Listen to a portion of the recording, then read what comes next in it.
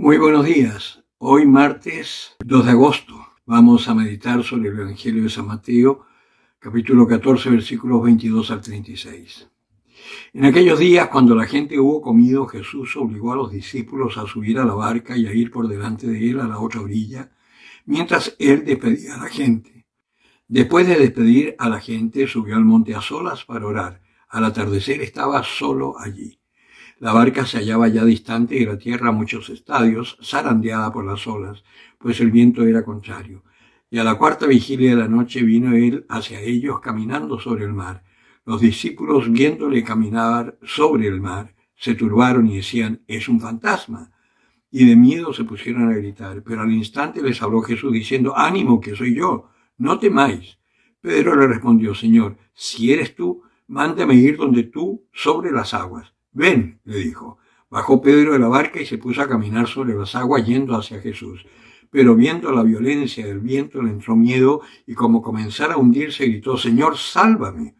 Al punto Jesús, tendiendo la mano, le agarró y le dice, hombre de poca fe, ¿por qué dudaste? Subieron a la barca y amainó el viento. Y los que estaban en la barca se postraron ante él diciendo, verdaderamente eres Hijo de Dios.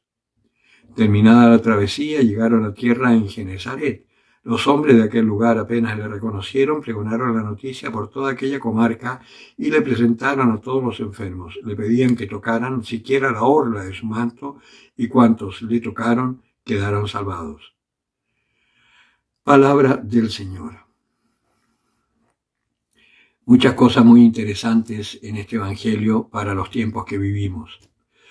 La barca siempre ha sido identificada con la iglesia. El que Jesús obliga a sus discípulos a subir a la barca, también el Señor nos obliga a mirar a la iglesia. ¿Y en qué sentido? Hay tanta literatura, tan solo las encíclicas, el catecismo, los documentos del Concilio Vaticano II. Con eso ya tenemos bastante para poder entrar en la iglesia y empezar a enterarnos qué significa ser cristiano. Porque lo que tenemos muchas veces es una religiosidad natural que evidentemente nos ayuda, pero no nos cambia. Y acá se trata de poder tener una naturaleza nueva conforme al Espíritu del Señor. Por eso el Señor nos obliga a entrar en la iglesia, a entrar en la barca. Si no conocemos los documentos de la iglesia, si no conocemos el magisterio, si ni siquiera conocemos el catecismo básico de la iglesia, ¿cómo nos podemos llamar cristianos? Lo segundo es que nos hace ir por delante de él. Vale decir, nosotros vamos a anunciar el amor de Dios. Nosotros llevamos el amor de Dios que hemos experimentado en nuestra vida y eso lo anunciamos.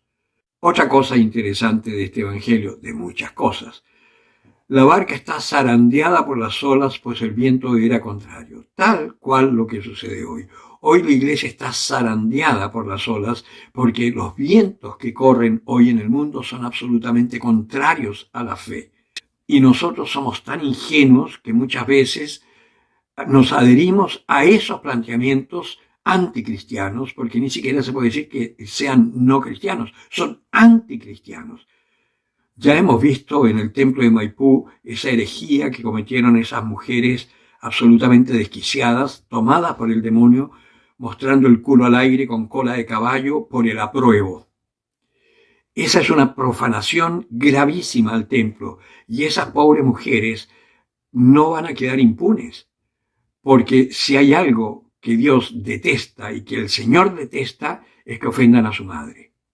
Y la están ofendiendo tanto en la naturaleza femenina como en su naturaleza divina.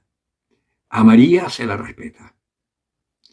Y en el templo votivo dedicado a ella, a la patrona de Chile, que hagan esa aberración, no tiene nombre. Tenemos que rezar por ellas. A mí me cuesta mucho. Yo quisiera que se pudran, honestamente lo digo. Me cuesta mucho amar y perdonar a esa gente, aunque sé que están tomadas por el demonio. Rezo por ellas, pero, Señor, que no quede impune, porque si no, seguirán destruyéndote y aún no estamos preparados nosotros. Si nosotros estuviésemos preparados, Ya podría el Señor dejar que hagan lo que sea y que venga de una vez por todas la persecución a la iglesia, que estos vientos están procurando hundir la nave de Dios. Pero el Señor camina por sobre las aguas, es decir, el Señor es más fuerte, el amor es más fuerte, como decía San Juan Pablo II, y Él camina sobre la muerte. Nosotros no tenemos nada que temer, aunque la barca esté zarandeada, aunque tengamos vientos contrarios, aunque nos persigan, aunque digan toda clase de mal contra nosotros por causa del amor del Señor, no tenemos que tener miedo, porque el Señor está con nosotros. Si tenemos fe, también nosotros caminaremos sobre el mar de la muerte que se cierne sobre la humanidad. Pero no solo nosotros podremos caminar sobre ese mar, sino que podremos también rescatar, como Jesucristo rescató a Pedro por su falta de fe, podremos nosotros también rescatar a nuestros hermanos, a todos aquellos que en un momento determinado no sepan a dónde mirar, dónde clamar, decirle ánimo, Dios existe, Dios te ama, Dios está aquí presente. Ven a la iglesia, ven, acércate al Señor. Esa es nuestra misión, porque Jesucristo verdaderamente es el Hijo de Dios, es Dios encarnado, es uno con su Padre y con el Espíritu Santo. No tenemos nada que temer. Preparémonos, aunque vengan vientos contrarios. El Señor estará con nosotros hasta el final de los tiempos. Solamente tenemos que anunciar ese amor a todos nuestros hermanos. El que tenga oídos para oír, que oiga.